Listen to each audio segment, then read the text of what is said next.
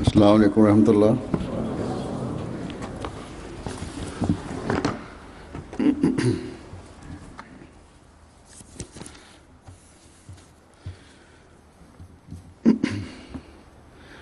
अशहदु अल्ला इलाहा इल्लल्लाह वहदहु ला शरीका लहू वअशहदु अन्ना मुहम्मदन अब्दुहु व रसूलुहु अम्मा बादु फ़अऊज़ु बिल्लाहि मिनश शैतानिर रजीम। बिस्मिल्लाहिर रहमानिर रहीम। अल्हम्दुलिल्लाहि रब्बिल आलमीन अर्रहमानिर रहीम मालिकि यौमिद्दीन इय्याका नअबुदु व इय्याका नस्तईन इहदिनस सिरातल मुस्तक़ीम सिरातल लज़ीना अनअमता अलैहिम गैरिल मग़दूबि अलैहिम वलद्दाल्लीन।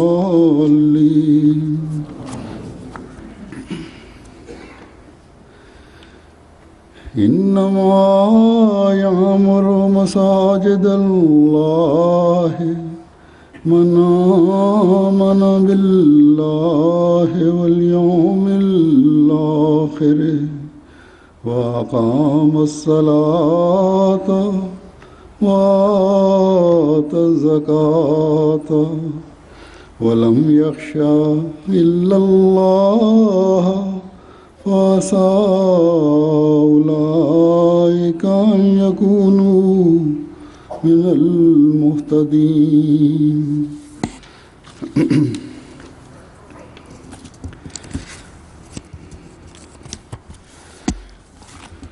अल्हम्दुलिल्लाह,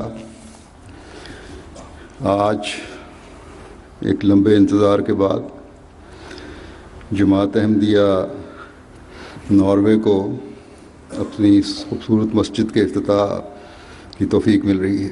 अल्हम्दुलिल्लाह, अॼु हिकिड़े ड्रिघे इंतज़ार खां पोइ जमायत अहमदिया नॉर्वे खे पंहिंजी हिन ख़ूबसूरत मस्जिद जे इफ्तिताह जी तौफ़ीक़ मिले पई थी।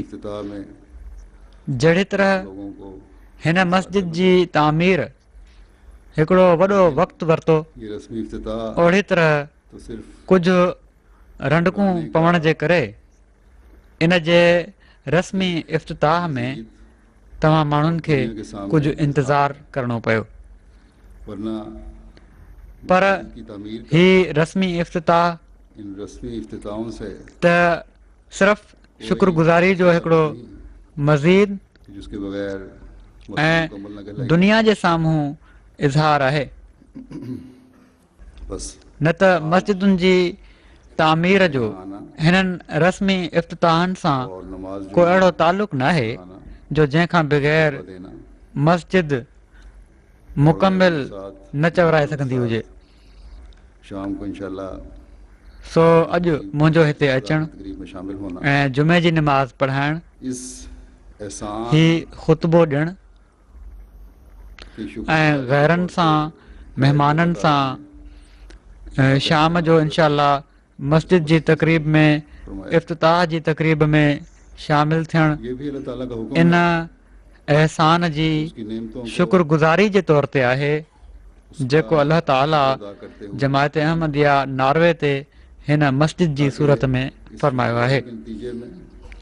हीअ बि अल्लाह ताला जो हुकुम आहे त उन जी नेमतुनि खे उन जो शुक्र अदा कंदे बयानु कयो त जीअं इन शुक्रगुज़ारीअ जे नतीजे में जेका हिकिड़े मोमिन जी दिलि मां अलाह ताला जे लाइ पैदा थी रही हूंदी आहे, तो हम अलाह ताला नमाज़ें पढ़कर मज़ीद फज़लनि मस्जिद को ऐं इनामनि जो आबाद करके हो। वारिस बनाए। और एक शुक्रगुजारी इस ज़ाहिरी इजहार के ज़रिए से भी है हिकिड़ी शुक्रगुज़ारी त असांजी हिते निमाज़ूं पढ़ी रिसेप्शन या उनका हिन मस्जिद खे आबाद करे थींदी, या इफ्ताह का ऐलान है। ऐं हिकिड़ी शुक्रगुज़ारी लेकिन हकीकी शुक्रगुजारी इफ़्तिताह जे ऐलान सां मस्जिद की या हिन ज़ाहिरी इज़हार जे ज़रिए सां बि आहे, जेका महिमाननि जी रिसेप्शन या उन्हनि जो जेको अचणु आहे। पर बस सही शुक्रगुज़ारी हर अहमदी को मस्जिद खे आबाद करण जो जीअं हक़ आहे उहो अदा करे करण सां ई आहे। फिर अल्लाह ताला इस अदायगी हक़ को बदले के बगैर नहीं छोड़। सो हीअ अहम ॻाल्हि बदला भी इतना हर अहमदीअ खे हमेशह पंहिंजे साम्हूं रखणु घुरिजे, तसव्वुर और इहाता ऐं पोइ अलाह ताला इंसान नहीं कर सकता। हिन हक़ जी अदायगीअ खे में अजुर खां बग़ैर नाहे छॾींदो, उनजो बदिलो ॾिने बग़ैर नाहे छॾींदो। बदिलो बि एतिरो वधीक आहे जो हिन दुनिया में इंसान में जाते हैं उनजो तसवुर ऐं हातो बि नथो करे सघे। इस तरह आया है हिकिड़ी हदीस में हज़रत अबू अहिड़नि माण्हुनि जो ज़िक्र हिन तरह आयो आहे बयान करते हैं जेके मस्जिद खे आबाद रखण जे लाइ, नबी करीम मस्जिद जो हक़ अदा करण जे लाइ उन में वेंदा आहिनि। ने फरमाया जो मस्जिद को हज़रत अबू हुरैरा सुबह रज़ी अल्लाह ताला अन्हु बयानु कनि था शाम उसके लिए त नबी करीम सल्लल्लाहु अलैहि वसल्लम फरमायो आहे, तैयार करता है। जेको मस्जिद में सुबुह शाम वञे थो, बस अल्लाह ताला अल्लाह ताला उन जे लाइ जन्नत में आने वालों के लिए पंहिंजी महिमान नवाज़ीअ जो सामान तयारु करे थो। मेहमान नवाजी के लिए के सामान तैयार हो रहे हैं। रोजाना 5 सो अल्लाह ताला जी ख़ातिर सामान तैयार मस्जिद में अचण वारनि जे लाइ और फिर जो जन्नत में 60 साल महिमान नवाज़ीअ जा सामान तयारु बंदा तो लंबी उम्र की थी रहिया आहिनि। नमाज़ें अदा कर रहा है। रोज़ानो 5 भेरा सामान के लिए ही महिमान नवाज़ी जा सामान तयारु थी रहिया आहिनि। सामान तैयार किया ऐं पोइ जेको 40, 50, 60 साल जीअरो रहे थो या उनखां बि वधीक डिघी उमिरि ज़िंदा रहे थो ऐं निमाज़ूं पढ़े थो, त उन महिमान जे लाइ अलाह ताला केॾा न सामान तयारु कया हूंदा। दुनिया हीअ में त हिकिड़े इंसान जे प्यारा मेहमान तसवुर खां बि ॿाहिरि आहे। तो हम मेहमान के आने को पता चलता दुनिया में इंसान असांजो कर देते हैं। को प्यारो महिमान अचे और इस मेहमान से त जितना जितना प्यार असां महिमान जे अचण जो उसके पतो पवंदे ई इंतज़ाम शुरू करे ॾींदा आहियूं इंतहा करने की कोशिश करते हैं।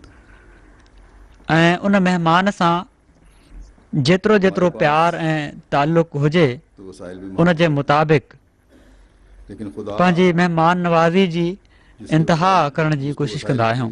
जिसके वसाइल की भी कोई हद नहीं, असां वटि जिसकी त रहमत की भी कोई हद नहीं, वसीला बि महदूद हूंदा आहिनि, जिसकी मेहमान पर नवाज़ी की खुदा कोई हद नहीं। जंहिंजे इस तरह वसीलनि जी बि का हद नाहे, मेहमान जंहिंजी सामान रहमत जी बि का हद नाहे, ये चीज इंसानी सोच से जंहिंजी महिमान नवाज़ी जी बि का हद नाहे, ऐसी मेहमान नवाजी के उहो वाक़े तलाश कर कहिड़ी तरह पंहिंजे आबिद बाने जे लाइ महिमान नवाज़ी जा सामान कंदो हूंदो। हीअ शइ इंसानी सोच खां बि बाला आहे। इस मस्जिद का सो असांखे इस सोच अहिड़ी महिमान नवाज़ी जा हक़ अदा करने मौक़ा ॻोल्हण जी कोशिशि करणु घुरिजे। मूंखे उमेदु आहे हक़ की त अदायगी हिते रहण वारो हर अहमदी अल्लाह ताला से ताल्लुक़ को मजबूत करने वाली हिन मस्जिद जो और इंशाअल्लाह इन सोच सां हक़ अदा करण वारो थींदो वहाँ अपनों और गैरों के हकूक़ की अदायगी की तरफ भी त जीअं हक़ जी हीअ अदायगी जिथे अलाह ताला सां उन जे ताल्लुक़ खे मज़बूत करण वारी अगले जहान की ऐं तरक्की के लिए उन जो प्यारो बनाइण वारी हुजे, रसूल के साथ उते इस दुनिया पंहिंजनि ऐं गैरनि जे हक़नि जी अदायगी जी तरफ़ बि तवजो ॾियाराइण वारी हुजे। और जैसा कि मैंने कहा ॼण त हिकिड़ो मोमिन शुक्रगुज़ारी अॻिले जहान जी जन्नत जे लाइ ऐं उन जी महिमान नवाज़ी खे हासिल करण जे लाइ हिन दुनिया खे बि जन्नत बनाइण जी कोशिशि कंदो आहे या करे रहियो हूंदो आहे। जो इस दुनिया ऐं को भी जहिड़ो की मूं चयो नज़ीर बनाने वाला हो। इन जे लाइ ज़ाहिरी तौर ते शुक्रगुज़ारी बि हुअणु घुरिजे ऐं हीअ ज़ाहिरी शुक्रगुज़ारी उन हसीन मुआशिरे जे क़याम जे लाइ बि हिकिड़ी कोशिशि आहे हैं मुख़्तलिफ़ वक़्तों में, उसमें जेको हर हिन एक दुनिया खे बि मुतफ़र्रिक़ जन्नत सवालों का मिसल जवाब बणाइण वारो हुजे। इस बात में भी दिलचस्पी रखता था गुज़िरियल ॿिनि ॾींहंनि मस्जिद में का मकसद क्या होगा, रेडियो टीवी ऐं अख़बारी नुमाइंदनि मुख़्तलिफ़ वक़्तनि में मुंहिंजा इंटरव्यू वरिता आहिनि। उन में हर हिकु होगा यहाँ। अलॻि अलॻि सुवालनि खां अलावा इन ॻाल्हि में बि दिलचस्पी रखे पियो त मस्जिद जो मक़सदु छा हूंदो मेरा यही जवाब था ऐं कि इन माहौल सुवाल में को बि दिलचस्पी हुयनि अमन त मस्जिद और एक दूसरे ठाही के त अथव लिए मोहब्बत पर हिते भरे छा जज्बात से थींदो भरकर इस दुनिया ऐं को तव्हांजा अहसास ऐं जज़्बात छा आहिनि। त मुंहिंजो इहो ई जवाबु हुयो कि खुदा त की माहौल मोहब्बत खे के साथ पुरअमन ऐं इस्लाम हिक की ॿिए जे लाइ खूबसूरत तालीम मोहबत वारनि जज़्बात सां जिंदगी भरे में इज़हार करके हिन दुनिया खे जन्नत दुनिया मिसाल के बणाइण, दुनिया को अमन सुलह और आश्ती का गहवार हिक बनाना, खुदा जी इबादत सां गॾोगॾु ये इसका इस्लाम जी ख़ूबसूरत तालीम जो इस मस्जिद पंहिंजनि ज़िंदगियुनि में के इज़हार साथ करे इस मस्जिद दुनिया के खे माहौल में अमुन इस शहर सुलह में इस मुल्क ऐं में आश्ती जो गहवारो बणाइण मोहब्बत और ही प्यार इन जो को मक़सदु आहे। फ़रोग़ देने का काम यहाँ के अहमदियों सो की पहले हिन से मस्जिद बढ़कर जी जिम्मेदारी तामीर सां बन गई है। हिन मस्जिद जे माहौल में हिन शहर में मीडिया का आना, हिन मुल्क में इंटरव्यू मोहबत लेना, ऐं प्यार अखबार, खे रेडियो, फ़रोग़ टीवी ॾियण जो वगैरह का कमु मुस्बत अंदाज में हितां जे अहमदिन जी का पहिरियां खां वधीक जिक्र ज़िम्मेवारी करना। बणिजी वई आहे।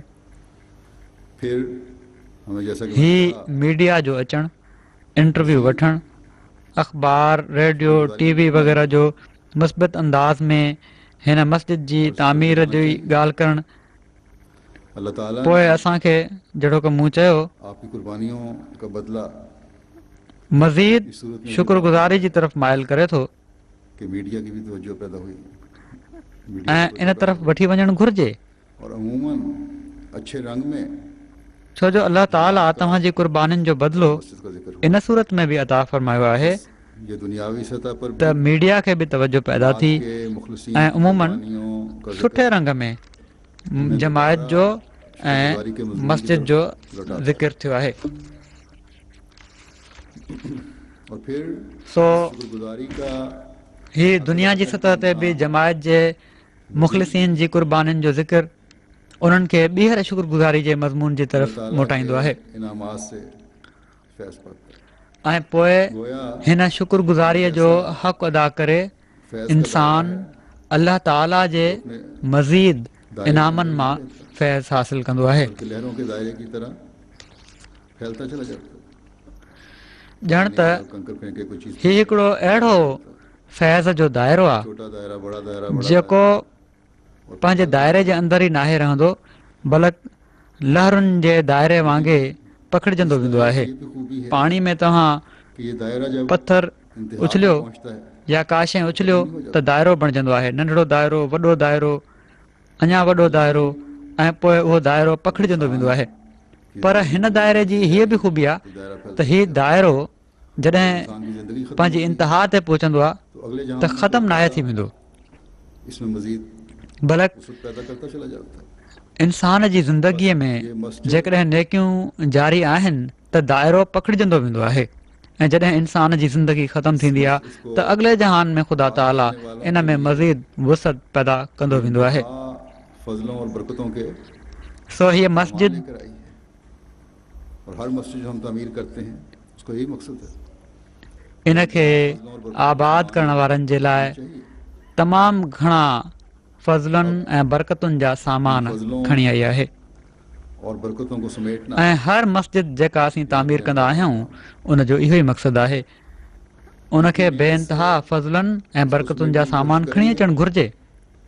इस कदर हाणे हिननि फज़लनि ऐं बरकतुनि खे समेटणु, और अगले जहां उन्हनि खे हासिल करणु हितां जे रहण वारनि जो कमु आहे। जेतिरी महिनत सां इन खे समेटण जी कोशिशि कंदो ओतिरे क़दुरु फैज़ हासिल कंदा वेंदो, जिसका तर्जुमा ये है हिते बि ऐं अॻिले जहान में बि। कि अल्लाह की क़ुर शरीफ़ में मस्जिद खे आबाद करण वारनि जो ज़िक्र अल्लाह पर ईमान लाए उन आयत में और यौम हिकिड़े हंधि आयो आहे और नमाज कायम जेका मूं तिलावत कई आहे, ज़कात जंहिंजो तर्जुमो ही आहे के सिवा किसी से खौफ न खाए। त अल्लाह जूं मस्जिदूं करीब है कि त उहो ई आबाद कंदो आहे जेको अल्लाह ते ईमान आणे ऐं आख़िरत जे ॾींहं ते ऐं निमाज़ क़ाइमु करे ऐं ज़कात ॾिए सबसे जरूरी ऐं अल्लाह खां सवाइ कंहिंखां न डिॼे। ये ईमान सिर्फ सो उनसे कह देना काफी परे नाहे त ही माण्हू हिदायत याफ़्ता माण्हुनि में ॻणिया अल्लाह वञनि। ताला ने ईमान की हाणे अल्लाह ते ईमान जो शर्त सभिनी खां ज़रूरी आहे, इस्लाम में शामिल जेको होना पहिरें नंबर ते रखियो वियो आहे। सिर्फ़ु ही ईमान सिर्फ़ु वात सां चई छॾणु काफ़ी न आहे, बल्कि अल्लाह ताला जब ईमान जूं ऐं मोमिन जूं कुझु निशानियूं उन्होंने कहा ॿुधायूं आहिनि। कि हम ईमान लाए सिर्फ़ु इस्लाम में शामिल थियणु मोमिन नथो बणाए छॾे हज़रत सल्लल्लाहु जेसि ताईं मोमिननि वारा अमल बजाइण जी कोशिशि बि न हुजे। वलाकिन कुलू अस्लम जॾहिं अरब जा ॻोठाणा ईंदा हुआ ऐं उन्हनि चयो असीं ईमान आंदो त अल्लाह ताला पाण सॻुरनि सल्लल्लाहु अलैहि वसल्लम खे मुखातिब करे फरमाए थो, कुल लम तो मिनू वलाकिन क़ूलू असलमना।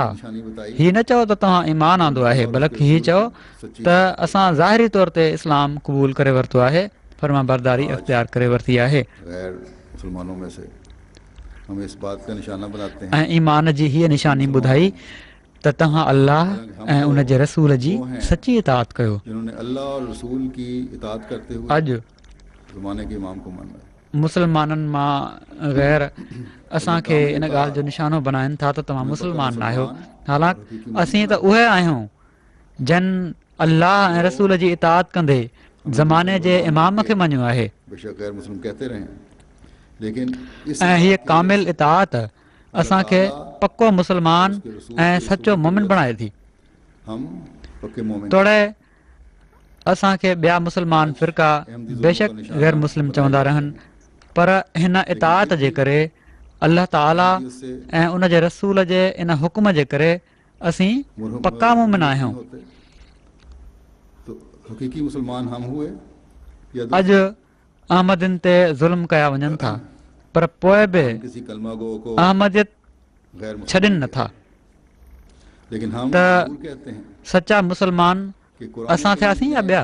हकीकी मुसलमान उसको करार दिया है जो हर तरह की असीं इताअत कंहिं कलमो पढ़ंदड़ खे गैर मुस्लिम नथा चऊं, पर असीं हीअ ज़रूर चऊं था त क़ुरान शरीफ़ मजबूती पैदा कर सही मुसलमान उनखे करार ॾिनो आहे ईमान में जेको हर तरह जी इताअत करे और जब तक पंहिंजे ईमान में मज़बूती पैदा करण वारो हुजे ऐं मज़बूती पैदा कंदो वञे। रहेंगे अल्लाह ताला और उसके रसूल के बताए हुए हर ॾींहुं उन जे लाइ ईमान में वाधारे जो बाहिस थिए हम मोमिनीन ऐं जेसि ताईं असीं इन जी कोशिशि कंदा रहंदासीं, शुमार होते नेकिन में वधण जी कोशिशि कंदा रहंदासीं, हमें किसी मौलवी अल्लाह ताला ऐं उन जे रसूल जे ॿुधायल रस्ते ते हलण जी कोशिशि कंदा रहंदासीं, असीं मोमिननि ऐं सही मुस्लमाननि जे दायरे में लेखिया वेंदासीं।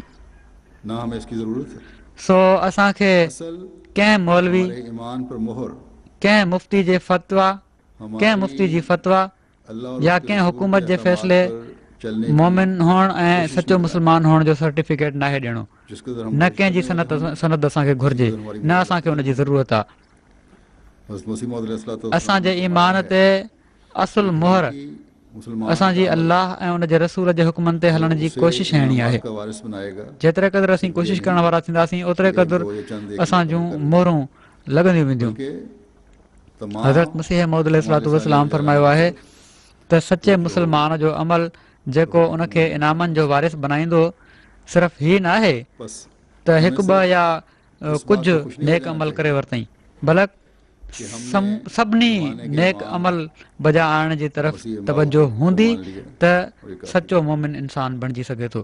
बेशक सो असांखे सिर्फ़ु इन ॻाल्हि ते ख़ुशि न थी वञणु घुरिजे खुदा और त असां ज़माने जे इमाम ऐं मसीह मौद खे मञी वरितो आहे जिंदगी ऐं हीअ काफ़ी आहे। कोशिश और अल्लाह ताला बेशक की रज़ा के हसूल की तलाश असां ॿियनि मुस्लमाननि जी भेट में ख़ुदा ऐं रसूल जी इताअत में हिकिड़ो क़दम अॻिते खणी वरितो आहे, और यही मकसद इंसान की पैदाइश का अल्लाह ताला ने पर हीअ ज़िंदगी त मुसलसल कोशिशि ऐं अल्लाह ताला जी रज़ा जे उसूल जी तलाश ऐं ईमान में वधंदे वञण जे लाइ आहे। अल्लाह ताला ने मोमिन की ऐं इहो ई मक़सदु अलाह ताला इंसान जी पैदाइश जो ॿुधायो आहे सामने चंद एक पेश करता त इबादत कयो अल्लाह ऐं ताला उन में फरमाता है वधंदा वञो। कि एक मोमिन की सबसे बड़ी सो हिकिड़ो मोमिन हिकिड़े हंधि वेही नथो सघे। अलाह ताला मोमिन जूं जेके ख़ुसूसियात बयानु फरमायूं आहिनि वो अल्लाह ताला से मोहब्बत तव्हांजे साम्हूं उन्हनि मां कुझु पेश कयां थो। अलाह ताला फरमाए थो हिकिड़े मोमिन जी सभिनी खां वॾी निशानी हीअ आहे से कोई ताल्लुक त अशद हुब्बन लिल्लाह, उसे त सभिनी खां वधी करे हू अलाह ताला सां मुहबत कंदो आहे। उसके लिए क्या कुछ नहीं किया जाता। हीअ त हिकिड़े अहिड़े शख़्स खे जंहिंजो मज़हब सां को तालुक़ न आहे अपने उनखे बि ख़बर आहे त जंहिंसां शदीद मुहबत हुजे उन जे लाइ छा कुझु नाहे कयो वेंदो। मोहब्बतों पर सो हिकिड़ो मुस्लमान जॾहिं पंहिंजे ईमान जी दावा करे थो दुनिया की दौलत, त उन जी अलाह ताला सां मुहबत दुनिया की मुसीबत, सभिनी मुहबतुनि ते हावी औलाद, हुअणु घुरिजे। बीवी, खानदान सब खुदा ताला की मोहब्बत के मुकाबले में पोइ हेच हो जाते हैं। जॾहिं सूरत-ए-हाल। इहा सूरत हाल हुजे त दुनिया जी दौलत, दुनिया जी चमक जब ये धमक, मोहब्बत खुदा ताला की दुनिया मोहब्बत जूं होगी, मसरूफ़ियतूं, औलाद, घरवारी, ख़ानदान ऐसे शख्स की सभु इबादत ख़ुदा ताला जी मोहबत जे की खालिस मुक़ाबले में का हैसियत न आहिनि रखंदियूं ऐं न रखणु घुरिजनि। ऐं जॾहिं उन जी हीअ मोहबत ख़ुदा ताला जे लाइ पैदा थींदी त अहिड़े शख़्स जी इबादत बि ख़ालिस हूंदी, और जब उन जी इबादत इबादत जी तरफ़ पैदा बि होगी, ख़ासि तवजो हूंदी। तो इंशाअल्लाह फिर आपकी ये मस्जिद, ये नमाज सेंटर जहाँ भी हैं ऐं और आइंदा बनने वाली जॾहिं इबादत जी तरफ़ तवजो पैदा थींदी त इनशाअल्लाह पोइ जब हमारे अपने दिल में तव्हांजी हीअ मस्जिद, खुदा ताला से हीअ मोहब्बत का नमाज इज़हार हो सेंटर रहा होगा, जिथे बि आहिनि ऐं आईंदा ठहण वारियूं मस्जिदूं बि आबाद रहंदियूं ले रही होंगी। ऐं उन्हनि जी हीअ आबादी सही आबादी चवराईंदी। तो हमें अपने नमूने जॾहिं और उनकी असांजी ज़रूरत पंहिंजी दिलि में ख़ुदा ताला सां मुहबत जो इज़हार थी रहियो हूंदो में जा रहा होगा, त असांजूं औलादियूं बि नस्लन बाद नस्लन उन मां असरु वठी रहियूं हूंदियूं। मोहब्बत का इज़हार केतिरा ई माण्हू औलाद जे लाइ दुआ लाइ चवंदा आहिनि त इन जे लाइ उन्हनि खे पंहिंजा नमूना ॾेखारणा पवंदा। ये हम पर फर्ज़ है। ऐं जॾहिं हीअ असरु औलादनि में वञी रहियो हूंदो त नतीजतन नस्लनि बाद नस्लनि अलाह ताला सां मुहबत जो इज़हार ऐं मस्जिदुनि जी आबादी थींदी रहंदी। ऐं असां ते हीअ फ़र्ज़ु आहे त जिथे असीं ख़ुदा ताला सां हीअ मुहबत पंहिंजे अंदरि पैदा कयूं वहाँ अपनी औलादों ऐं और नस्लों उन लाइ मोहब्बत की कोशिशि कयूं लगाने की कोशिश करें। और जब ये होगा उते तो इंशाअल्लाह ताला पंहिंजनि औलादुनि ऐं नस्लनि खे बि मुखालिफिन की कोशिशें उते पंहिंजनि औलादुनि ऐं नस्लनि जे अंदरि बि इहा मुहबत पैदा कयूं। क्योंकि जब ऐं बंदा जॾहिं ईअं खुदा से थींदो मोहब्बत करता है त इनशा ताला तो खुदा ही उससे बढ़कर उससे मुखालफ़तूं मोहब्बत करता है। ऐं मुखालफ़नि जूं कोशिशूं अपने बंदे का अलाह मौला ताला बन जे जाए। फज़ल सां पंहिंजो मौत पाण मरी वेंदियूं। और जिसका वली खुदा हो जाए छो त जॾहिं बानो ख़ुदा सां मुहबत कंदो आहे कोई त नुक़सान ख़ुदा उन खां वधी करे उन सां मुहबत कंदो आहे चंद बाश ऐं पंहिंजे बाने जो मौला ऐं वली थी वेंदो आहे। भड़काने पर ऐं जंहिंजो वली बच्चे ख़ुदा थी वञे जो पत्थर मार उनखे ई वक़्ती मुखालफ़तूं को नुक़सान न आहिनि पहुचाए सघंदियूं। या तो ये खुद थक हार कर बैठ जाएंगे कुझु लोफर माण्हुनि तो खुदा से या देखकर वॾनि जे भड़काइण ते कुझु नंढा ॿार जेके पथर हणी शीशा भञी वेंदा आहिनि मस्जिद जा या गंद उछलाए वेंदा आहिनि उहे या त पाण थकिजी वेही रहंदा या तव्हांजो ख़ुदा सां तालुक़ु ॾिसी हाल नहीं है। हिननि मां सईद फितरत माण्हू ख़ुदि तव्हां में शामिल थी वेंदा इनशाअल्लाह। देखने और जायज़े लेने सो की जरूरत है। जहिड़ो की मूं चयो ही मस्जिद ठाहिणु अपनी मोहब्बत के मयार तव्हांजे कम जी इंतिहा नाहे माहौल में खुदा ताला से मोहब्बत के बल्कि इन खां बाद मज़ीद पंहिंजनि हालतुनि जी तरफ़ दुनिया को ॾिसणु पता लगे ऐं जाइज़ा वठंदे रहण जी खुदा ताला ज़रूरत आहे। की खातिर कुर्बानियां करने वाले पंहिंजे ख़ुदा सां पंहिंजी मोहबत जा मयार ॾिसण जी ज़रूरत आहे।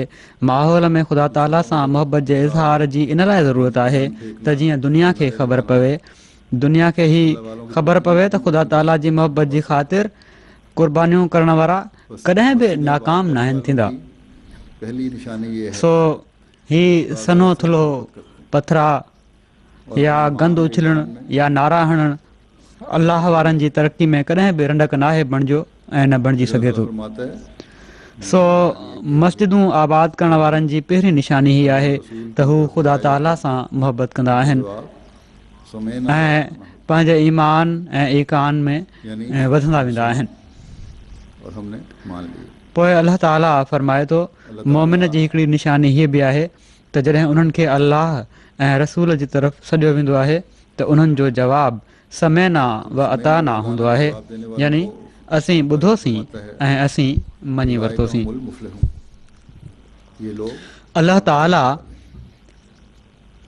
बस कामयाबी नतीजा है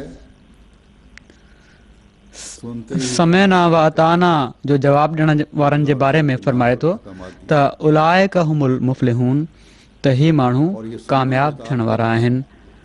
सो अल्लाह ऐं रसूल जे नाले ते जेके हुकुम ॾिना वञनि उन्हनि खे ॿुधंदे ई इताअत करण जो नतीजो कामयाबी आहे। ऐं ही ॿुधणु ऐं इताअत करणु उन्हनि सभिनी ॻाल्हियुनि लाइ आहे जिन खे करण ऐं न करण जो क़ुर शरीफ़ में ज़िक्र आहे। आपकी जिम्मेदारी है मसलन क़ुर शरीफ़ फरमाए थो त पंहिंजनि अमानतुनि जो हक़ अदा कयो। कोशिश करता है अदा करने की, मानते भी उसी तरह की जिम्मेदारी है। तव्हां जूं अमानतूं सुपुर्द किए गए हैं तव्हां जूं ज़िम्मेवारियूं आहिनि। इनके करने का हिकिड़ी ज़िम्मेवारी जहिड़ी तरह पवंदी आहे इंसान ते आपको उनखे अदा करण जी कोशिशि कंदो आहे। अमानतूं जेके तव्हांजे हवाले कयूं वयूं आहिनि उहे बि ओड़ी तरह जी ज़िम्मेवारी आहे वक्त देना जंहिंखे करण जो तव्हांखे हुकुम आहे। और इंसाफ के तकाज़े पूरे उहिदेदार आहिनि अपने फराइज़ त अदा करना, उन्हनि जो जमायत जे लाइ वक़्तु ॾियणु हक़ूक़ की अदायगी ऐं इंसाफ़ जूं तक़ाज़ाऊं पूरियूं कंदे पंहिंजा फ़र्ज़ अदा करणु, एक उहदेदार कोई जमायत जे माण्हुनि जे हक़नि जी अदायगी जी कोशिशि करणु बल पर ही अमानतूं आहिनि। बल्कि वो खादिम हिकिड़ो जमायती उहिदेदार आता है, को कौम का सरदार दुनिया जो उहिदेदार नाहे बस जंहिं इस खिदमत ताक़त जे ज़ोर ते की जरूरत है। पंहिंजा कम कराइणा आहिनि, बल्कि उहो ख़ादिम आहे।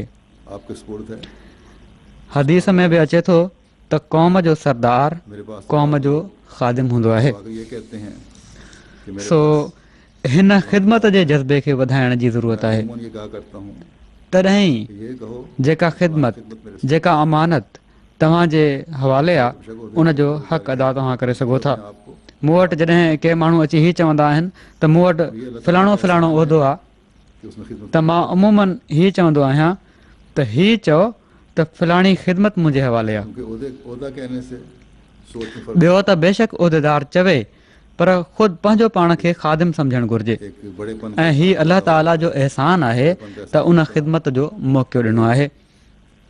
अफसराना शान पैदा होने की छो त उहिदो चवण सां सोच में फ़र्क़ु अची वेंदो आहे। जमाती उहदेदार एक खादिम होता है। हिकिड़ी वॾाइप जो अहसासु वधी वेंदो आहे। वॾाइप जो अहसासु हिन तरह त दिमाग़ में हिकिड़ो ऑफिसरनि वारो शान पैदा थी वेंदो आहे जॾहिं त उहिदेदार जमायती उहिदेदार हिकिड़ो ख़ादिम हूंदो आहे। इज्जत और एहतराम अफराद जमात ऐं जॾहिं उहिदेदार पंहिंजनि अमानतुनि जा हक़ अदा करे रहिया हूंदा तॾहिं उहे ख़िलाफ़त जा से ख़लीफ़े वक़्त जा सही मददगार बणिजी रहिया हूंदा। उहिदेदारनि जी इज़त ऐं एहतराम करणु जमायत जे माण्हुनि ते यकीनन फ़र्ज़ु आहे, कि हुक्म की नाफरमानी पर उहे सिर्फ़ु इन लाइ कंदा आहिनि जो उन्हनि जी नहीं करना चाहते। जमायत जे माण्हुनि जी ख़िलाफ़त अहमदिया सां वाबस्तगी आहे जरूरी है ऐं कंहिं उहिदेदार जे हुक्म जी नाफ़रमानी करे हू ख़लीफ़े वक़्त खे नाराज़ नाहिन करणु चाहींदा। रख रखाव बोलचाल इबादत के मयार सो हर सतह जे उहिदेदारनि जे लाइ ही ज़रूरी आहे त हू पंहिंजनि ज़िम्मेवारियुनि जा हक़ सही तौर ते अदा करण जी कोशिशि कनि। हर उहिदेदार जी मसलन एक उथी वेठी ॻाल्हि ॿोल इबादत जा मयार ॿियनि खां मुख़्तलिफ़ हुअणु घुरिजनि, अदा नहीं कर रही हूँ। हिकिड़ो फ़र्क़ु हुअणु घुरिजे। लजना जूं उहिदेदार आहिनि त उन्हनि खे मसलन मर्दों की क़ुरानी औरतों को पर्दे हुकुम में हिकिड़ो परदो आहे, उनजो ख़्यालु रखिणो पवंदो, पर्दे की न त शिकायत उहे पंहिंजी अमानत जो हक़ अदा न करे रहियूं हूंदियूं। मसीह सालिस रहमतुल्लाह ताला ने भी बाक़ी हुकुम त आहिनि ई, पर मर्दनि खां वधीक औरतुनि खे हिकिड़ो वधीक हुकुम परदे जो बि आहे। नार्वे जे बारे में लेकिन अगर आप परदे जूं शिकायतूं वक़्तनि फ़वक़्तनि ईंदियूं रहंदियूं आहिनि।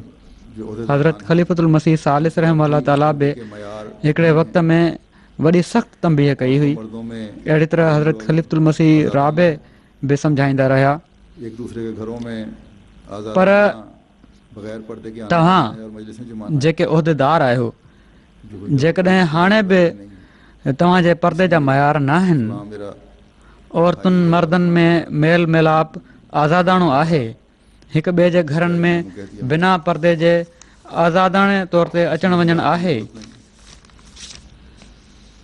ऐं और मजलिसूं लॻाइणु आहे, कचहरियूं आहिनि, जॾहिं त का मिटी माइटी बि न आहे, मोमिना को सिर्फ़ु ही ताकीदी चई ॾिनो वियो त फलाणो मुंहिंजो भाउ आहे, फलाणो मुंहिंजो वात सां सॼियल चाचो आहे या मामो आहे, इन लाइ हिजाब जी ज़रूरत न आहे, परदे जी ज़रूरत न आहे, या ॿिया अहिड़े क़िस्म जा रिश्ता ॻंढिया विया त क़ुर इन जी नफ़ी करे थो ऐं हिकिड़ी मोमिन औरत खे ताक़ीदी हुकुम ॾिए थो त तो ते परदो ऐं हिजाब फ़र्ज़ु आहे। अगर उहदेदार हया जो इज़हार तुंहिंजो शान आहे।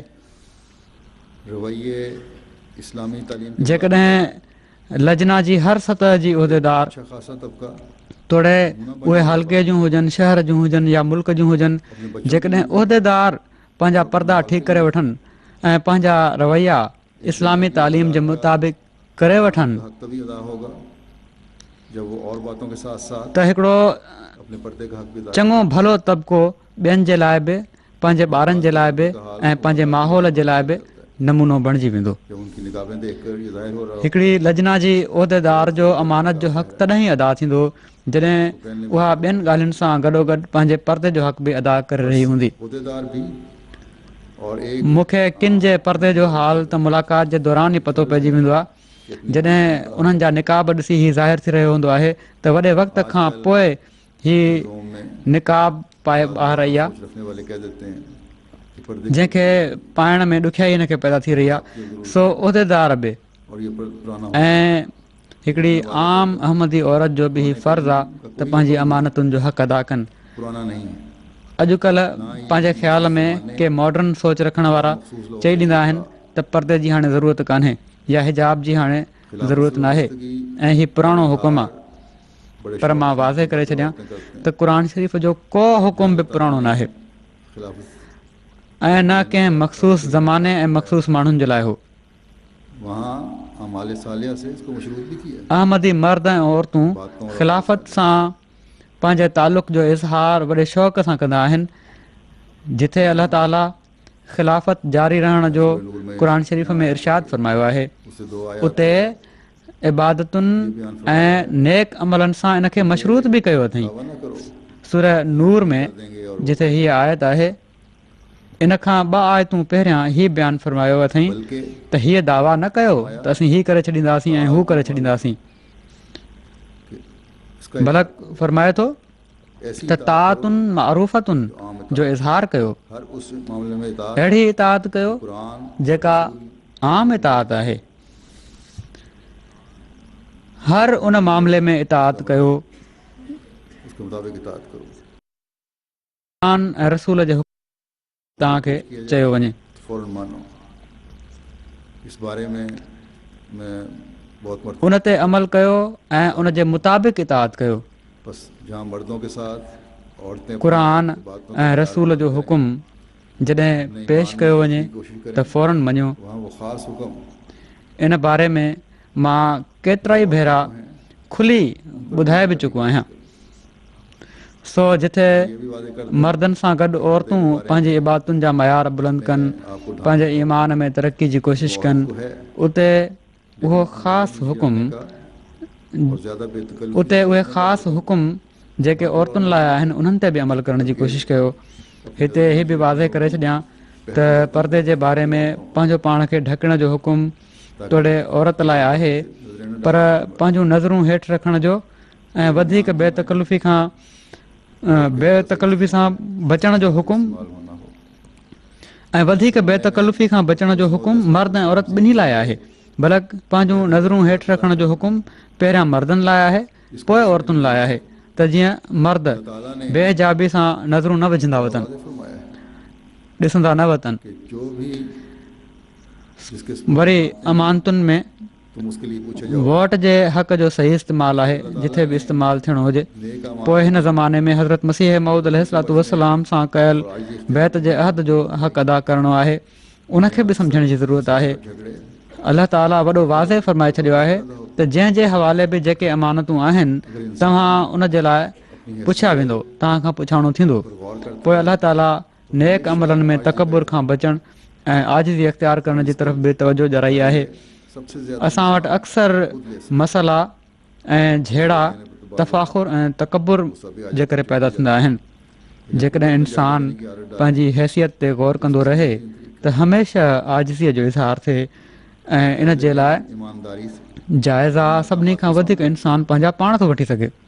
ॿिए जे चवण ते त बाज़ दफ़ा कावड़ बि अची वेंदी आहे, माण्हू चिड़ी बि वेंदो आहे, पर ख़ुदि पंहिंजा जाइज़ा वठण जी आदत विझो त हीउ सभिनी खां बहितरीनु तरीक़ो आहे। ईमानदारीअ सां क़ुरानी हुकमनि खे साम्हूं रखंदे जाइज़ा वठो।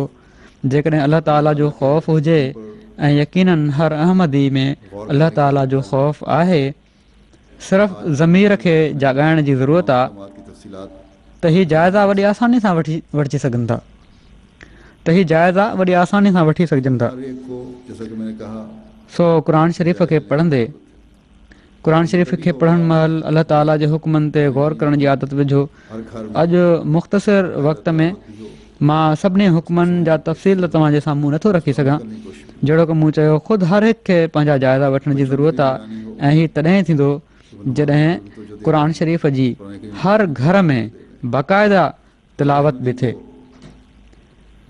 उनखे सम्झण जी कोशिश बि थिए ऐं उन ते अमल करण जी कोशिश बि थिए। ॿारनि जी बि निगरानी थिए त हू नमाज़ुनि जी तरफ़ बि तवजो ॾियनि पिया था, क़ुर शरीफ़ खे पढ़ण जी तरफ़ बि तवजो ॾियनि पिया था। हर अहमदी खे जंहिंजी ईमान आणण जी दावा आहे, हीअ यादि रखणु घुरिजे त ईमान जी दावा तॾहिं मुकमिल थींदी आहे जॾहिं आख़िरत जे ॾींहं ते बि ईमान हुजे ऐं यकीन हुजे ऐं हीअ वाज़े हुअणु घुरिजे त मरण खां बाद जी बि हिकिड़ी ज़िंदगी आहे जंहिंमें हिन दुनिया में कयल अमलनि जो हिसाबु ॾियणो पवंदो, जिथे आख़िरी फ़ैसिलो थींदो, जिथे जज़ा सज़ा जो फ़ैसिलो थींदो। सो अलाह ताला मस्जिदूं आबाद करण वारनि जी हीअ निशानी बि ॿुधाई आहे त उन्हनि जो आख़िरत ते बि ईमान हूंदो आहे, मरण खां बाद जी ज़िंदगी ऐं उते हिसाब किताब खे हू बरहक़ सम्झंदा आहिनि। ऐं जॾहिं बरहक़ सम्झंदा आहिनि त जिथे मस्जिद में इबादत जो हक़ अदा करण जी कोशिशि कंदा आहिनि, उते अलाह ताला जे बाक़ी हुकमनि ते बि अमल करण जी कोशिशि कंदा आहिनि त जीअं अलाह ताला जे फज़लनि जा वारिस बणिजनि, उन जे इनामनि जा वारिस बणिजनि। ऐं पोइ फरमाए थो त जॾहिं अलाह ताला ते ईमान कामिल हूंदो, इन यकीन ते इंसानु क़ाइमु हूंदो त आख़िरत जे सुवाल जवाब मां बि गुज़रणो पवणो आहे, त पोइ इंसानु ख़ालिस थी अलाह ताला जे अॻियां निवड़ंदो, पंहिंजी समूरी तवजो सां ख़ुदा ताला जी इबादत कंदो। ऐं हदीस में आयो आहे त बहितरीनु इबादत निमाज़ आहे। जॾहिं मोमिननि जी जमात निमाज़ जे लाइ गॾु थींदी आहे त पोइ जिथे ख़ुदा ताला जी वहदत जो इज़हार थी रहियो हूंदो आहे, उते हिक ॿिए जे लाइ नेक जज़्बात ऐं जमायती वाबस्तगी ऐं वहदत जो इज़हार बि थी रहियो हूंदो आहे। पोइ उन्हनि समूरनि नेक अमल बजा आणण जी तरफ़ बि तवजो वेंदी आहे। पोइ उहे समूरा नेक अमल बजा आणण जी तरफ़ बि तवजो वेंदी आहे जंहिंजो तालुक़ अलाह ताला जे हक़ सां आहे या उन जी मख़लूक जे हक़ सां आहे।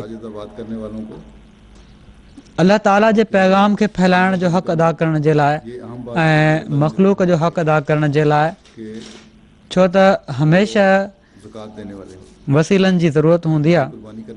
तंहिं करे मस्जिदूं आबाद करण वारनि जे अमलनि जे ज़िक्र में हीअ अहम ॻाल्हि बि अलाह ताला ज़िक्र फ़रमाए छॾी आहे त उहे ज़कात ॾियण वारा हूंदा आहिनि, माली क़ुर्बानी करण वारा हूंदा आहिनि, पंहिंजे माल खे पाण ताईं महदूद न आहिनि रखंदा, बल्कि दीन ऐं मख़लूक जे हक़ जी अदायगी जे लाइ पंहिंजे मालनि मां ख़र्च कंदा आहिनि। हिते ज़कात जो लफ़्ज़ इस्तेमालु थियो आहे ऐं क़ुर शरीफ़ में ॿियनि केतिरनि ई जॻहुनि ते निमाज़ जे क़याम सां गॾु उमूमी माली क़ुर्बानी जो ज़िक्र कयो वियो आहे त जीअं जिथे दीनी ज़रूरतूं पूरियूं थींदियूं हुजनि उते महरूम तबिके जी ज़रूरत बि पूरी थी रही हुजे। सो मस्जिदूं ऐं उन्हनि खे आबाद करण वारा उहे माण्हू आहिनि जंहिंजो उथणु वेहणु सुम्हणु जाॻणु अलाह ताला जी रज़ा खे हासिलु करण जे लाइ हूंदो आहे। उन्हनि जी दिलि में ख़ुदा जो ख़ौफ़ ऐं ख़शियत हूंदी आहे। उन प्यार जे करे जेको उन्हनि खे ख़ुदा ताला सां हूंदो आहे ऐं पोइ ही ख़ौफ़ ऐं ख़शियत मज़ीद नेकिन जी तरफ़ वठी वञी रही हूंदी आहे। अहिड़ा ई माण्हू आहिनि जेके हिदायत ते आहिनि ऐं जिन खे अलाह ताला हिदायत हासिलु करण वारनि में ॻणींदो आहे। अलाह ताला जे फज़ल सां नॉर्वे जी जमायत वॾी क़ुर्बानी ॾिनी आहे ऐं मस्जिद नसर जे लाइ तक़रीबन 104 मिलियन क्रोनर ख़र्च जमायत बर्दाश्त कयो आहे। कुझु शुरूआती ख़र्च मर्कज़ ॾिनो हुयो, बाक़ी जमायत बर्दाश्त कयो आहे। थोरे खणी इन में वॾो वक़्तु लॻी वियो जहिड़ो की मूं शुरू में चयो हुयो, पर जॾहिं मूं जमायत खे 2005 में इन पासे तवजो ॾियाराई त फौरी तवजो पैदा थी। पहिरियां तवजो बि घटि हुई। उन वक़्तु कंहिं पंहिंजो घरु विकिणी वाइदो कयो ऐं उनजी अदायगी कई। मूंखे लिखियईं त मां घरु विकिणा पियो थो। कंहिं कार विकिणी रक़म मस्जिद खे ॾिनी, कंहिं वधीक कमु कयो ऐं त अलाह ताला जो घरु तामीर थी वञे ऐं मां वधि में वधि चंदो ॾेई सघां। अलाह जे फज़ल सां किन औरतुनि क़ुर्बानियूं ॾिनियूं। के अहिड़ा बि आहिनि जिन कारोबार बंदि थी वञण जे बावजूदि बि पंहिंजा वाइदा पूरा कया। अलाह ताला सभिनी क़ुर्बानी करण वारनि जे मालनि ऐं नफ़्सनि में तमामु घणी बरकत विझे। अॼुकल्ह हालात जे करे उन्हनि जे कारोबार में कुझु नुक़सानु आहे त अलाह ताला उन्हनि में बरकत विझे। मां उमेदु कयां थो त हीअ सभु क़ुर्बानियूं इन सोच सां कयूं वयूं हूंदियूं त असीं मस्जिद खे आबाद करिणो आहे ऐं आबाद ओड़े तरीक़े सां करिणो आहे जेको अलाह ताला ॿुधायो आहे। पंहिंजे ईमान में कामिल थियण जी कोशिशि कंदे, पंहिंजे अंदरि ख़ुदा ताला जो ख़ौफ़ ऐं ख़शियत पैदा कंदे, हुक़ूक़ुल इबाद जी अदायगी जी सोच रखंदे, नेक अमल बजा आणण जा मयार हासिलु कंदे, पंहिंजे ॿारनि ऐं नसलुनि में बि मस्जिद ऐं ख़ुदा जी मुहबत पैदा करण जी कोशिशि कंदे ऐं पोइ अहिड़ी तरह हिन ज़माने में जेको अलाह ताला असां ते अहसान कंदे पाण सॻोरन सल्लल्लाहु अलैहि वसल्लम जे सचे आशिक़ खे मोकिलियो आहे, उन जा हथ मज़बूत कंदे उन जे मिशन खे अॻिते हलाइण जे लाइ भरपूर कोशिशि कंदे, हीउ पैगाम पहुचाइण जो हक़ अदा करण जी कोशिशि कंदे, दावत अल्लाह जी तरफ़ तवजो ॾींदे इन खे आबाद करिणो आहे। सो जहिड़ो की मूं पहिरियां बि चयो आहे, हीअ मस्जिद असां ते तमामु वॾी ज़िमेवारी विझे पई थी। असां मस्जिद ठाहे पंहिंजे मथां लागू ज़िमेवारियुनि खे तमामु घणी वुसअत ॾेई छॾी आहे। जेकॾहिं इन ज़िमेवारी खे अदा न करे सघियासीं त ख़ुदा ताला जे प्यार जी नज़र खां महरूम थी सघूं था। अलाह न करे त कॾहिं ईअं थिए। सो जिथे असांजे लाइ हीअ हिकिड़ी तमामु वॾी ख़ुशी आहे त नॉर्वे में पहिरीं अहमदिया मस्जिद तामीर थी आहे, उते फ़िक्र जी ॻाल्हि बि आहे इस फिक्र को सामने रखते हुए अलाह करे त हर अहमदी इन फ़िक्र खे साम्हूं रखंदे पंहिंजा फ़र्ज़ अदा करण वारो थिए, बड़ी बड़ी खतीर रकमें पेश करके पंहिंजूं ज़िम्मेवारियूं निभाइण वारो थिए, जो तमीर की गई है वॾियूं वॾियूं रक़मूं पेश करे उसे खूबसूरत बनाया है। इन मस्जिद जी जेका दावत कई वई आहे उनखे ख़ूबसूरत बणायो वियो आहे। किसी ने फर्नीचर दे दिया लाखों, कंहिं लखें करोड़ ख़र्च करे कारपेट विझरायो, कंहिं लखें करोड़ ख़र्च करे फर्नीचर ॾेई छॾियो, फर्नीचर मुहैया कर दिया। सॼी मस्जिद जे कॉम्प्लेक्स जे लाइ फर्नीचर ॾेई छॾी।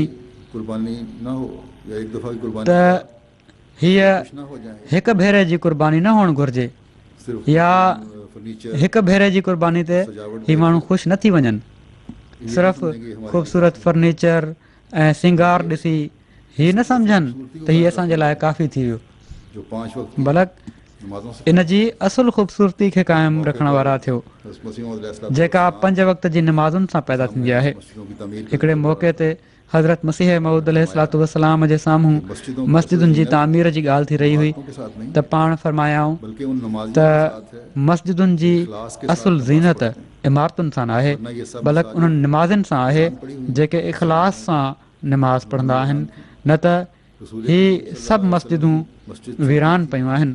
उन ज़माने में वीरान हुयूं। रसूल करीम सल्लल्लाहु अलैहि वसल्लम जी मस्जिद नंढड़ी हुई, पानी टपकता था। मस्जिद खजनि जे फड़नि सां उन जी छित ठाही वई हुई ऐं हज़रत सल्लल्लाहु अलैहि वसल्लम के वक्त मींहं दुनियादारों ने एक मस्जिद मींहं वसंदे उन जी उनसे गिरा दी गई, छित मां पाणी गड़ंदो हुयो। उसका नाम मस्जिद ज़रार था। मस्जिद जी रौनक निमाज़िन सां आहे। मस्जिद की ज़मीन फरमाइनि था पाण सॻोरन सल्लल्लाहु अलैहि वसल्लम जे वक़्त में दुनियादारनि हिकिड़ी मस्जिद ठाराई हुई, के तकवा के उहा ख़ुदा ताला जे हुक्म सां ड्राथी वई। तकवा है उन मस्जिद जो नालो मस्जिद ज़रार हुयो, यानी नुक़सान रसाईंदड़। बार हज़रत मसीह मौद अलैहि उन मस्जिद जी ज़मीन ख़ाक में मिलाई वई हुई। मस्जिदुनि जे वास्ते हुकुम आहे शरीफ त तक़वा जे तालीम देता है, वास्ते ठाहियूं वञनि, यानी तक़वा जे लाइ ठाहियूं वञनि। यानी यही उसका सो हीअ तक़वा आहे जेका असांखे पंहिंजे अंदरि पैदा करणी आहे। इंसान तकवा ऐं इन जो बार बार हज़रत मसीह मऊद अलैहिस्सलातु वस्सलाम इज़हार फरमायो आहे। पाण हिकिड़े हंधि फरमाइनि था क़ुरान शरीफ़ तक़वा जी तालीम ॾिए थो फरमाया ऐं कि अगर तकवा नहीं है इहो ई उन जो असुलु मक़सदु आहे। जेकॾहिं इंसानु तक़वा अख़्तियार न करे त उन जी निमाज़ुनि जो बि को फ़ाइदो न आहे फरमाया ऐं दोज़ख जी कलीद थी सघनि थियूं। तकवा और तहारत है। फरमाइनि था त तक़वा न आहे त निमाज़ुनि जो को फ़ाइदो न आहे, बल्कि निमाज़ूं दोज़ख ॾांहुं वठी वञण वारियूं थींदियूं। वरी पाण फरमाइनि था समूरी पाड़ तक़वा ऐं तहारत आहे, ईमान बढ़ता उन ई सां ईमान शुरू थींदो आहे ऐं यानी इसको पानी, जिस तरह पौधे को पानी दे के बढ़ाते हैं, उन ई सां इन जी आबपाशी थींदी आहे। का पौधा बढ़ता वरी फरमाइनि था त इन सिलसिले खे ख़ुदा ताला हिन सिलसिले खे ख़ुदा ताला तक़वा जे लाइ क़ाइमु कयो आहे। है। तकवा के लिए यानी हीअ तमामु वॾी ज़िमेवारी आहे जेका पाण असां ते विधी अथनि, छो त तक़वा जो मैदान बिल्कुलु ख़ाली आहे। फरमाइनि था जेको तक़वा अख़्तियार करे थो उहो असां सां गॾु आहे। तकवा इख्तियार करता है वो हमारे साथ है। सो असांखे हमेशह ई पंहिंजे साम्हूं ॻाल्हि रखणु घुरिजे त असां पंहिंजे बैत जे अहद खे निभाईंदे उहे निमाज़ूं अदा करण जी कोशिशि करणी आहे। जो तकवा त असांखे पंहिंजे बैत जे अहद खे निभाईंदे उहे निमाज़ूं अदा करण जी कोशिशि करणी आहे जेके तक़वा ते हलंदे अदा थियनि। अॼु अहमदी आहे इस इरफान को जेको हज़रत मसीह मऊद अलैहिस्सलातु वस्सलाम सां ॻंढिजी हमने इन इरफ़ान खे हासिल करे सघे थो। और तकवा के सो जेकॾहिं खाली मैदान को असां बैत जी दावा बि कई आहे तो हम हज़रत मसीह मौद अलैहि ऐं तक़वा जे ख़ाली मैदान खे भरण जी कोशिशि न कईसीं मकसद को पूरा करने वाले नहीं हो सकते। त असीं हज़रत मसीह मऊद अलैहिस्सलातु वस्सलाम जी जमायत में शामिल थियण जे मक़सद खे पूरो करण वारा नथा थी सघूं, तकवा के लिए ही कायम छो त जहिड़ो क अल्लाह करे पाण फरमाइनि था त हिन सिलसिले खे ख़ुदा ताला तक़वा जे लाइ क़ाइमु कयो आहे।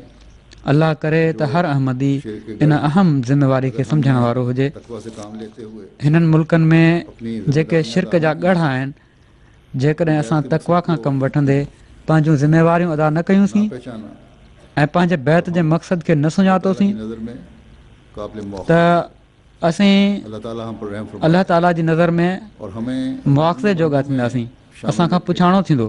जिन पर अलाह ताला असां ते रहम फरमाए ऐं असांखे पंहिंजनि उन्हनि ॿारनि में शामिलु रखे जिन ते उन जे प्यार जी नज़र पवंदी आहे। तवाइफ बयान करूंगा हिते मां मस्जिद नसर जी अदावत ऐं तकमील जे बारे में बि कुझु कवाइफ़ पेश कंदुसि।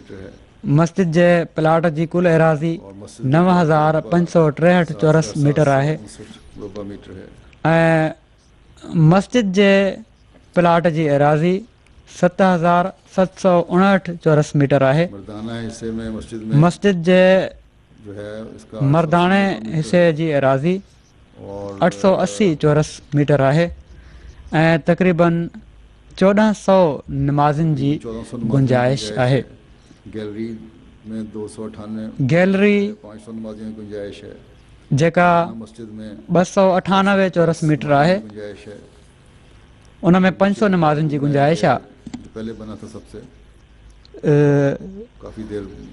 ज़नाने मस्जिद में 850 नमाज़िन जी गुंजाइश आहे। पोइ हेठि बि हिकिड़ो हॉल ठाहियो वियो आहे जेको सभिनी खां पहिरियां ठाहियो हुयो ऐं बिना मज़ीद अदावत जे काफ़ी देरि पियो रहियो। उन में 850 नमाज़िन जी गुंजाइश आहे। पोइ अहिड़ी तरह हिकिड़ो मिशन हाउस अपार्टमेंट बि आहे। उन में 3 बेडरूम आहिनि, ड्राइंग रूम आहे, सेल्फ कंटेक्ट पूरो घर आहे माशाअल्लाह।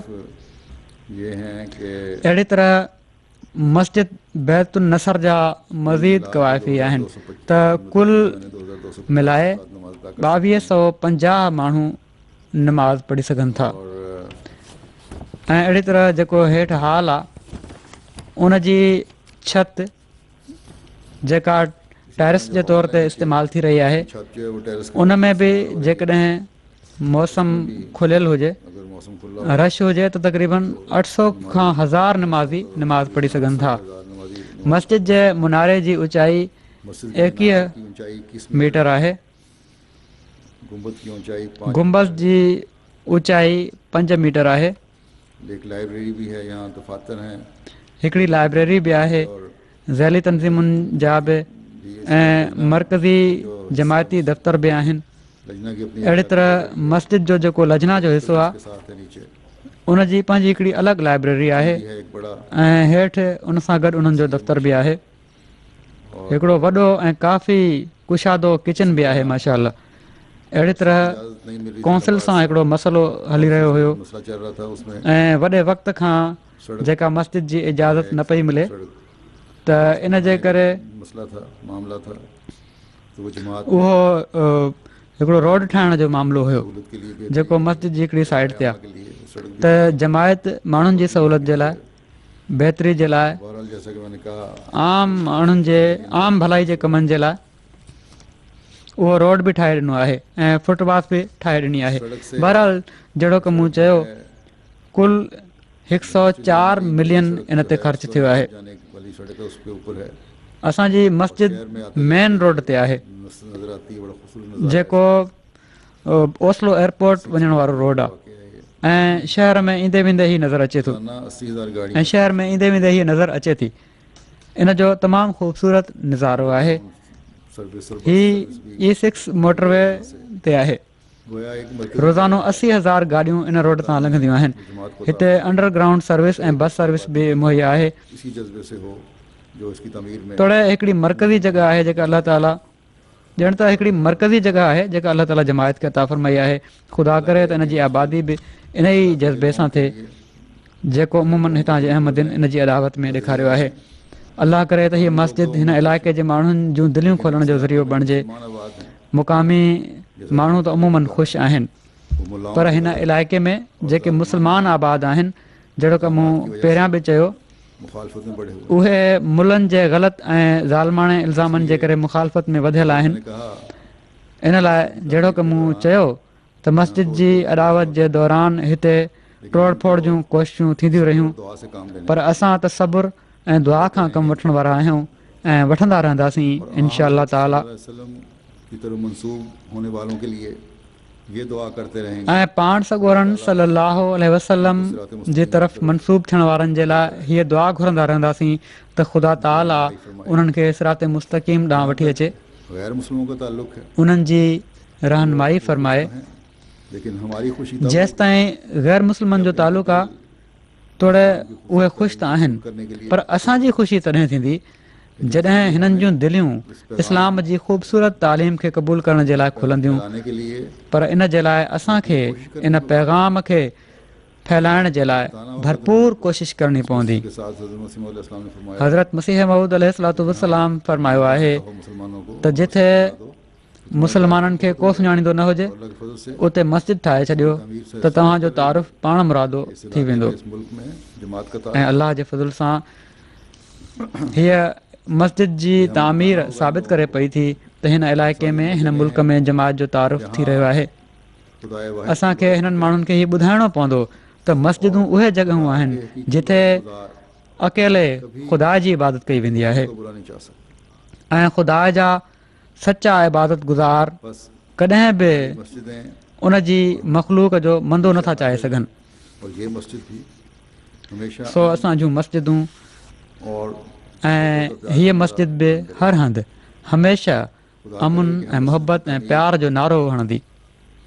के मक़सद को पूरा करते हुए ख़ुदा करे त असीं मस्जिद जी तामीर जे मक़सद खे पूरो कंदे वाले हों। पंहिंजे तक़वा में मैं खुदा ताला की पंहिंजे रूहानियत में बि तरक़ी करण वारा थियूं, सामान पैदा करने वाले हों।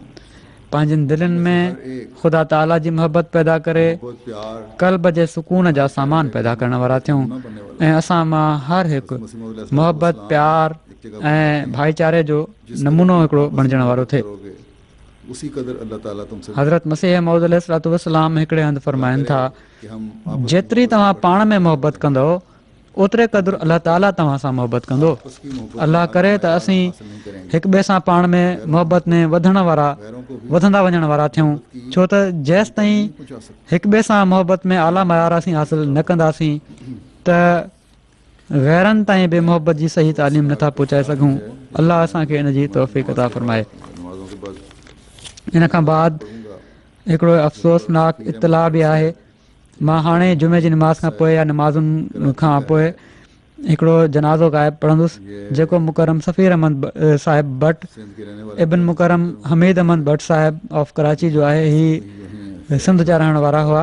1972 में उते पैदा थिया, उते ई FA ताईं तालीम हासिल कयऊं। मुहाफ़िज़ थे सैयद हिननि जा ॾाॾा हाफ़िज़ अब्दुल वाहिद साहिब सैयदना हज़रत ख़लीफ़ुल मसीह सानी जा मुहाफ़िज़ हुआ जेके वाक़फ़े ज़िंदगी हुआ। सफ़ीर भट्ट साहिब हाफ़िज़ अब्दुल वाहिद साहिब जा पोटरा हुआ। हिननि जा वालिद हमीद अहमद भट्ट साहिब तालीमुल इस्लाम प्राइमरी स्कूल बशीराबाद जा टीचर हुआ। और इनके वालिद 25 सेप्टेम्बर ते अणॼातल माण्हुनि टीचर थे। मुकरम सफ़ीर अहमद भट्ट साहिब ते फायरिंग करे ॾिनी जंहिंसां हू फौत थी विया। सितंबर को नाम मालूम इन्ना लिल्लाहि व इन्ना इलैहि राजिऊन। अहमद भट्ट साहब ही पुलिस में ASI हुआ। वॾा दिलेर पुलिस में थे ASI वॾनि दिलेर ऐं ज़रूरतमंद पुलिस वारनि में ॻणिया वेंदा हुआ।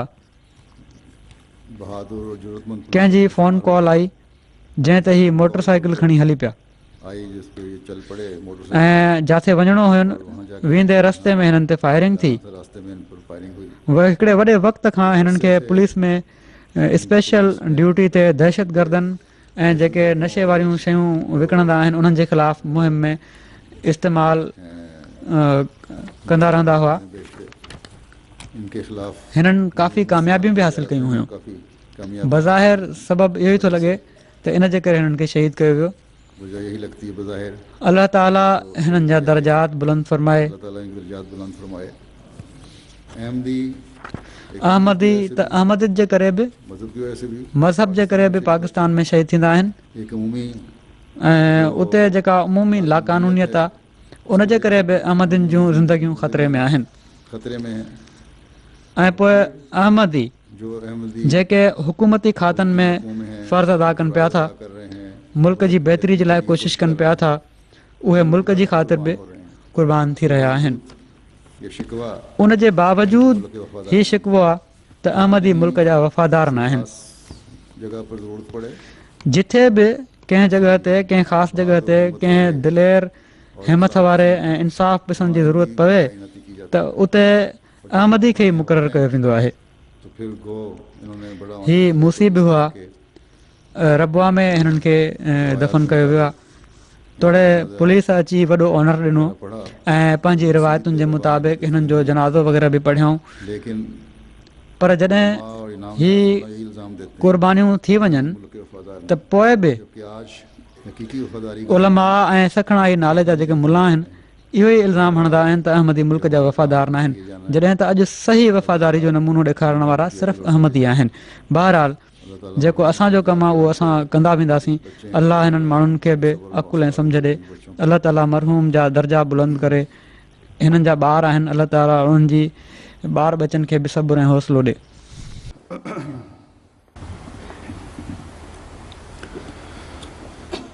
अल्हम्दुलिल्लाह नहमदुहु व नस्तईनुहु व नस्तगफिरुहु व नुमिनु बिही व नतवक्कलु अलैहि व नऊज़ु बिल्लाहि मिन शुरूरि अनफुसिना व मिन सय्यिआति अअमालिना। मन यहदिहिल्लाहु फला मुदिल्ल लहु व मन युद्लिल्हु फला हादिय लहु व नशहदु अन ला इलाहा इल्लल्लाह व नशहदु अन्ना मुहम्मदन अब्दुहु व रसूलुहु। इबादल्लाह रहमकुमुल्लाह इन्नल्लाह यअमुरु बिल अदलि वल इहसानि व ईताइ ज़िल क़ुर्बा व यन्हा अनिल फ़हशाइ वल मुनकरि वल बग़ि याइज़ुकुम लअल्लकुम तज़क्करून। उज़्कुरुल्लाह यज़्कुरकुम वदऊहु यस्तजिब लकुम व लज़िक्रुल्लाहि अकबर।